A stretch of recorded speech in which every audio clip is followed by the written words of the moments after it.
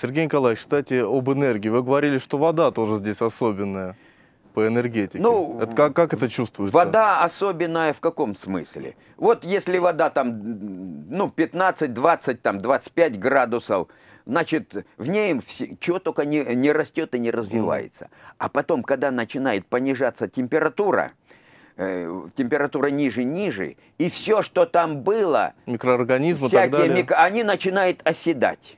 И вода становится чистейшей, прозрачной. И вот сейчас мы на льду стоим, и мы смотрим дно, песчаное дно мы видим, настолько прозрачная вода. И вот эта вода чистая, да еще она структурированная и уплотненная. И вот эта вот уплотненная вода, она как лекарство становится. Она действительно нашим лекарством. И не надо ходить в аптеку и платить деньги. Приходите к нам и бесплатно ныряйте, и это лекарство вам поднимет тонус, поднимет иммунитет лучше, чем другие препараты.